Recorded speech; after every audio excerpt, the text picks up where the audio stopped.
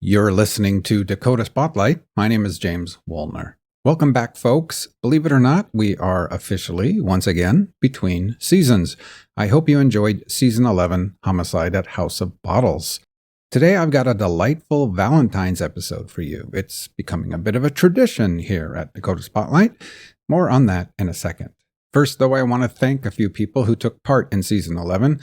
First and foremost, many thanks to the friends and family of Robbie Rarick, who helped me tell the story of his life and his very sad and tragic death. Thank you so much. Many thanks also to two former Bismarck PD investigators who took part, Bob Haas and Lloyd Hollerson. Thanks again, Bob and Lloyd, for helping me out. And it's not the first time these two have assisted with my storytelling. They both also took part in Season 3, The House on Sweet and 7th. If you've not listened to Season 3, now might be a good time to buckle up and go on that crazy ride. In fact, along with Click Content Studios of Fargo, North Dakota, I made a documentary film based on that season, also titled The House on Sweet and 7th, about a tragic double homicide in Bismarck, North Dakota. The film went on to win a regional Emmy Award. You can currently watch The House on Sweet and 7th for free on the streaming channel Tubi, and I believe on Amazon Prime. Check out the links in the show notes for both the podcast season and the film. I'd like to point out that my audio podcast does a much deeper and more detailed dive into this crazy story than does the 1-hour film. I also want to thank Mari Zorb Hansen for her stellar research on this season, including the many phone conversations she made with Sean Helmenstein, currently incarcerated in the North Dakota State Pen. Thank you, Mari, for your great work. And speaking of that, if you would like to hear Mari's first-hand accounts of her experiences of talking to Helmenstein in prison, here's your chance. Tomorrow, I'm releasing a bonus episode exclusively for Plus subscribers, where I chat with Mari about her experience working on Season 11. It's a fascinating behind-the-scenes peek at the production of Season 11. I know you Plus subscribers are going to love it. And finally, before we dive into today's Valentine's episode, I want to take a moment to ask you to consider becoming a Dakota Spotlight Plus subscriber. This podcast is independently produced, which means it's powered by listeners like you. If you appreciate the in-depth storytelling, investigative work, and bonus content I create, becoming a Plus member is a great way to support it. For just $5 a month with no long-term commitment, you'll get access to over 170 ad-free episodes. You'll get full binge access to new seasons on day one, no waiting week to week. And exclusive bonus episodes like tomorrow's behind-the-scenes interview with Mari about her prison conversations with Sean Helmenstein. You also get access to bonus content, including videos, photos, and raw audio from my investigations. You can get all the details and even preview some of that bonus content from Season 11 by checking out the show notes. Your support keeps Dakota Spotlight going, allowing me to continue producing the kinds of stories you love. Find out more at dakotaspotlight.com. Okay, let's move on to today's rebroadcast of a delightful episode that's becoming a Valentine's tradition here. Let's face it, a lot of the work I do here is about some very dark topics. It's not often I get to interview someone about something so lighthearted and delightful as true love. So here's the short background on this episode. Way back when I was working on Season 2, Zealand, the untold story of Wade and Ellen Zick, who were tragically murdered in 1976, I went looking for music that was popular in 1976, and which I felt hit a chord with me personally, because I was about 12 years old back then, and I spent a lot of the time listening to AM radio. And there really was a lot of good music in 76, but one of the songs that really brought me back was Moonlight Feels Right by a band called Starbuck. The song topped as number 3 on the Billboard Top 100 and ranked number 34 for the year of 1976. So while I was working on Season 2, I reached out to the writer of the song, Bruce Blackman, as I was delighted to discover that Bruce owns all his own music, which, as you may know, is not always the case. A lot of times, big record labels have all the say, and I knew there was no way they would give me permission or rights to use that song on my podcast. at least not with a big bag of money, which I didn't have. But with Bruce Blackman, I took a shot. I emailed him and asked him if I could use his song. But I didn't hear back from Bruce for another year. By that time, I was about to produce season 4 of the show, which also took place in the 70s. I thought the song would work well there too, and Bruce generously allowed me to use it. The following is my interview with Bruce Blackman about his song, his life, and as it turned out, his true love. It's one of my most favorite interviews I've done, and I think very suitable for Valentine's. Here it is. Sitting there going, da, da, da, da, da, da, da, da, playing that little intro riff. And door was open, breeze blowing through, and I just looked up and I went, the wind blew some luck in my direction. I caught it in my hands today.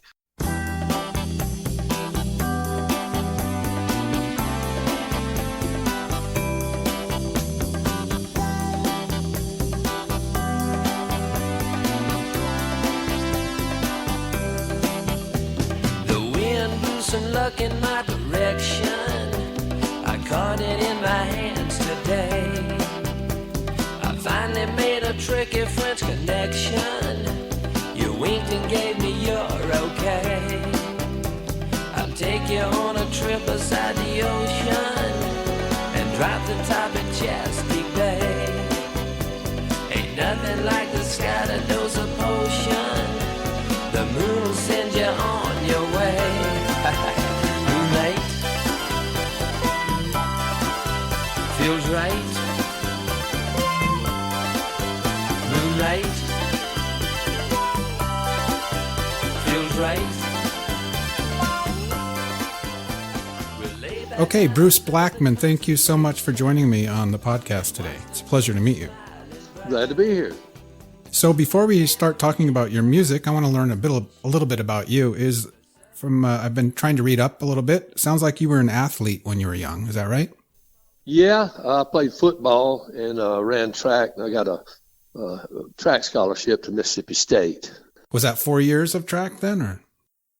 Well, I only ran at Mississippi State for 1 year. My track coach was killed in a car wreck. Oh my goodness! Between my freshman and sophomore years, and he was my mentor and the guy that worked me out and everything. And then the Mississippi State decided to combine two sports, golf and track. So the golf coach became the track coach, and he knew less about it than a 2-year-old child. And plus I was getting into music then, so really it worked out best because that's when I went into music full time. There wasn't a whole lot of future in running. Right. What event in track did you run though? I was a sprinter. Oh, wow. And 100, 220 in the quarter. So is this true? Let me ask you this. Is it true that you enrolled in a college specifically because there was a girl going to school there and you wanted to meet her? Absolutely. Can you tell us a little bit about that story? Yeah. I went to summer school. Even though I was at Mississippi State, I went to summer school at Delta State because the upperclassmen told me that if you took world history in summer school, they couldn't cover the whole book. The book weighed about 4 pounds. Okay. So it was a lot easier. So while I was there, I was in a poker game in the dorm one night, and there was a photograph they had torn out of the newspaper of the contestants in a beauty pageant. And there was this one girl. I went, oh, my God, who is that? I said, it's Peggy Denman. And she said, she's dating a big-time football player from Ole Miss. I said, where did she go to school? And they told me it was a junior college. So I went and registered at that junior college. So I was registered in 2 in fact, at one point, I was registered in 3 colleges. I also registered at a junior college on the Gulf Coast when I was playing with my first band. So I was registered in a junior college in Mississippi State, and a junior college on the Gulf Coast. Wow. So how did that work out with the girl you wanted to meet? Well, the third time I asked her out, it was going to be the last time. She'd already turned me down twice. The third time I asked her out, and she said yes. And then we started dating, and then later on got married. And it all worked out. We're still married today. It all worked out quite well. Wow. Yeah, I mean, I don't know if I've ever heard any. I mean, I know guys will do incredible things to meet women, but that was very academic of you all at the same time. She was just so beautiful. I went, it's not even possible. How is it possible that anybody could be that beautiful?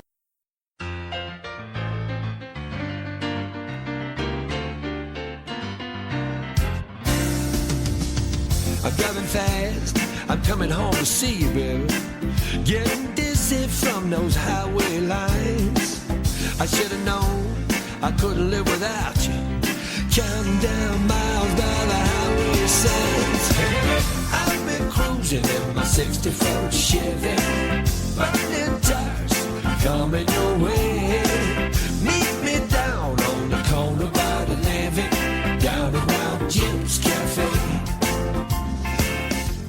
I should tell my listeners here that last time I tried to call you for an interview, you were in the middle of what, a hurricane or something? Yeah, well, the remnants of a hurricane, and we were without power for, I forget how many days it was. It was like at least a week. It's like being pioneers, you know. Right, and then actually today here in North Dakota where I am, there's a wind advisory. So it seems like every time we get together, the weather is amuck. Is Fargo in North Dakota or South Dakota? North Dakota. North Dakota. Okay, we played a show in Fargo. You did? In February. I think it was 77. And when we went in, got up on the stage, it was in looked like it was a giant Quonset hut. I mean, the thing was huge. There were several thousand people there, but there was no heat. Oh my goodness. And they had these big things that must have been 8 feet long and at least a foot in diameter of torpedo heaters on either side of the stage, but they didn't reach me. And by the time we started playing, my hands were so frozen, I literally could not move my fingers. Oh my goodness. Oh, that's North Dakota for you. Yeah, and I slept that night, and we were in this little motel, and I put my hairdryer under the covers to stay warm. Any other memories of North Dakota that besides almost freezing to death? Well, I got drunk in a bar there and I really had the most fun doing that. I don't remember the name of the bar. Burning tires coming your way. Meet me down on the corner by the levee. Down around Jim's Cafe. Driving by in my 65 Chevy, right in front of Jim's Cafe. There you are. Again, before we quite get into the song and the music, obviously in '76, your life changed quite a bit when the song took off. But what were the 70s for you before you kind of, Well, I started, my first group was Eternity's Children. And 3 members of Starbuck had been members of Eternity's Children. And we got a record deal in 1967 with A&M Records. Okay. I think we were the first act signed to A&M. And we had a song called Rumors that I wrote. It didn't hit. It made it to number 103, bubbling under the Hot 100. Oh, no. And then after that, we got a deal, Eternity's Children, with Liberty Records.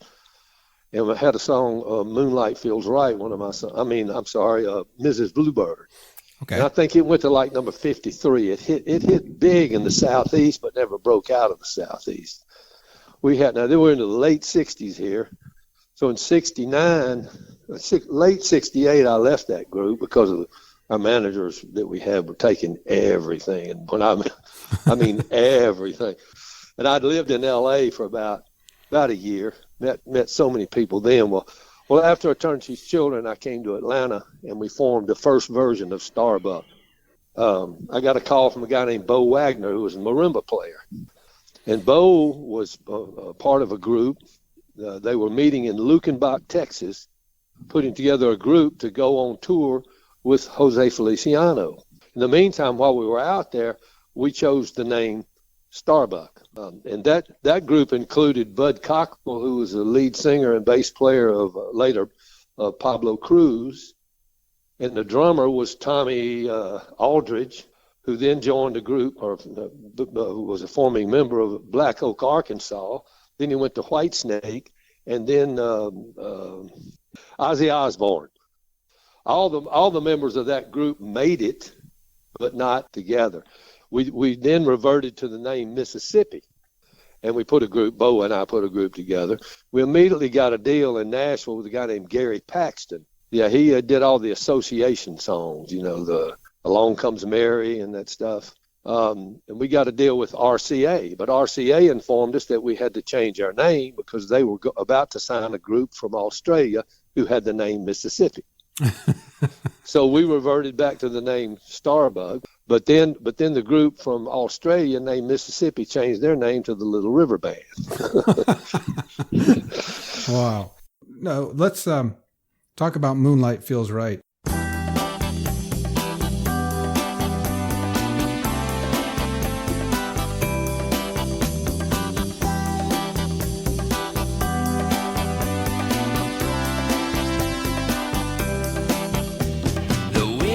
Some luck in my direction. I caught it in my hands today. So I was 12 years old when this thing took off. So I remember this song like it was yesterday, and such a great tune. But I want to start by asking you if you remember, how did that song come about? Did you sit down and write it in 5 minutes, or was it how did that work out? Well, I wrote it in about 15 minutes, but it took me 15 years to learn how. Moonlight feels right. Moonlight feels right. We'll lay back and observe the constellations. But it's actually, a lot of people interpreted that song as a lecherous old man trying to pick up a young girl. But it was exactly the opposite. It's actually a semi-true story about how I met my wife. Wow. And the night I wrote it, my hand was in a cast. And my wife was working as a waitress to support us because I had lost my job because of that. And I sat down with my Mini Moog on the floor one night, and I couldn't play with my right hand, so I was just left hand. Okay. And I was just sitting there going, da, da, da, da, da, da. Da, da, play that little intro riff. Uh-huh. And door was open, breeze blowing through, and I just looked up and I went, the wind blew some luck in my direction. I caught it in my hands today. And I had the TV on, but the sound was off. And I looked up, and the movie that was playing was The French Connection. Right. Gene Hackman. Finally made a tricky French connection. You winked and gave me your okay. That was about the third time I asked Peggy out. And she said yes. And then what we did after we dated for a while, I had an old MGB convertible. It was green. And we went out to a lake in Mississippi and dropped the top and cuddled and watched the moon reflecting off the lake. So that was the image of that. Of course, I couldn't say, I'll take you on a trip beside the ocean and drop the top at a lake in Mississippi. So I just tried, what's the biggest bay that has a big city? Chesapeake, Baltimore. So that part was a little fake. Well, that's... but it fit the song. But that's what the song was about. That's exactly what it was about. That's amazing. Can you tell us about, was the marimba part of the original idea, or when did that come into the project? No, but Bo and I joined because Bo was a true percussionist. He toured with Liberace for forever. He was on a Mouseketeer show. He'd been in show business since he was 4 years old. He had his own Vegas show when he was 12. But our intention was to work those unusual instruments into everything. And Bo found me because he liked the songs that I wrote and thought they fit well. But when we cut Moonlight, we first did it, I did an organ solo. Didn't sound right. Then I did a clavinet solo. That didn't sound right. Bo said, well, let me try the marimba. So we mic'd up his marimba, and he walked out there, and what you heard was an ad-lib, one-take performance. You're serious? Yeah. When he finished, it was dead silence in the studio. I mean, just dead silence. You couldn't even see his hands. His hands were a blur in real time. And then Bo said, is that okay? And I went, yeah, Bo, that's okay. Come on in.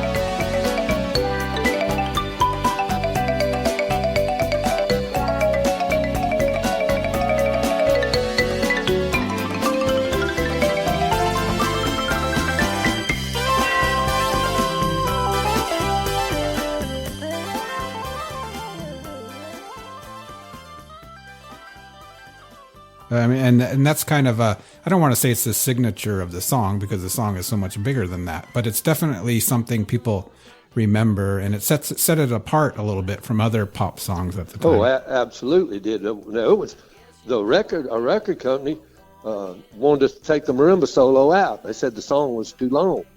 This was in an era they didn't want anything to be 3 minutes long, and Moonlight was 3:45. But I believe we had been turned down by every label in America. They either said a band from Atlanta, Georgia, and it's not Southern rock, or it's not disco. That was the happening thing then, Southern rock and disco, and we were neither one. Right. And that's why they turned us down. But we finally did get a deal with a little private stock label. That's amazing. So can you tell us a little bit about, it must have been a wild ride there between, I think it's like April 76 and August or something, when it was really climbing, wasn't it? On the charts? Oh, yeah. Yeah, it was insane. I mean, were you just on the edge of your seat every day, or what was life like? Well, I was kind of in shock because we'd been so poor I'll tell you, the week the guy from my publishing company called me. We were playing at a strip club in Buckhead. That's a ritzy area of Atlanta. I was making $51 a week. Wow. We were playing 7 sets a night, 6 nights a week for $51 each. And I got my publisher called me and said, "Bruce, you got a hit." So the following week, I get a call from a promoter in Birmingham, Alabama. And he said, "Bruce, your song, Moonlight Feels Right, is #1 in Birmingham." He said, "We need somebody to open for ELO." Wow. He said, "I apologize right now, but all we can pay you is $5,000. And I went, $5,000? Oh my God. I mean, I could buy my own battleship, You were on TV too. Can you remind me of which? Well, let's see. We did American Bandstand, Merv Griffin, Mike Douglas 3 times, American Bandstand 3 times, Dinah Shore, Rock Concert, Solid Gold. So I saw on your website, bruceblackman.com, that you're still playing and performing, right? In fact, you've got a couple new versions or different versions of Moonlight Feels Right. Do I have your permission to play some of those new versions in this? Sure. You can play anything, any of my stuff. Yeah. And another thing, I believe you said you wrote a book. Is that right? Yeah, it's called The Road to Moonlight Feels Right. And where can people get that book? Any online bookstore, Amazon, Barnes & Noble, Walmart, you name it. So is that the story of your life or the... Well, the half of it, I start off with the concert in Birmingham with ELO, go into detail about that. And then I back up to my youth and go through that and the musical and sports experiences, and then how we formed Starbuck, how I wrote Moonlight, recordings. So about half the book is strictly about music. Anything about freezing to death in North Dakota, or almost? No. Didn't make the book. Okay, one last question. Are you a fan of the true crime genre at all, like TV, podcasts, or books, or anything like that? Well, I'll tell you one thing. If you type in my name, Bruce Blackman on Google, you'll get a lot of matches from me, but there's also some guy named Bruce Blackman that murdered a bunch of people. Okay. It was not me. Well, Bruce, this has been such a pleasure to finally talk to you. And again, I honestly cannot thank you enough. I mean, it's very generous of you to allow me to use Moonlight Feels Right in my podcast. And I'm going to play some of these other versions for my listeners. And by the way, the Moonlight Feels Right 2014 that I did, that is... I decided to record. When I originally wrote it as a bossa nova. Huh? So I went, what the hell? I'm going to record it the way I originally wrote it. So that's why it's done that way. All right. I'll play that for my listeners right now. Okay. Again, thanks so much. Hey, no problem. I enjoyed it. Thanks again for listening to this little tribute to Valentine's Day. I hope yours was a good one. Thank you so much for listening to Dakota Spotlight, and I will see you next time. The wind blew some luck in my direction. I caught it in my hands today. I finally made a tricky French connection. You winked and gave me your okay. trip beside the ocean and drop the top of Chesapeake Bay. Ain't nothing like a sky dose of potion. The moon will send you on your way. Oh, moonlight feels right. Yeah, moonlight feels right. We'll lay back and observe the constellations and watch the moon smiling bright. I'll play the radio on southern stations, 'cause southern bells are hell at night. You say you came to Baltimore from Ole Miss, a class of 1-4 gold ring. The eastern moon looks ready for a wet kiss to make the tide rise again.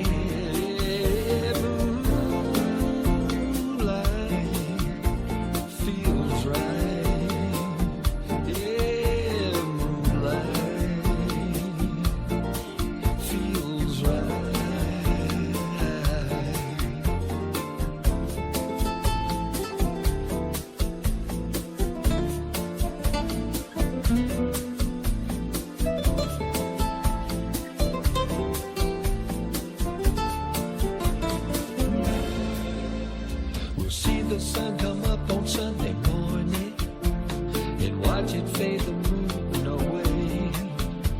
I guess you know I'm giving you a warning, 'cause me and Moon are itching to play.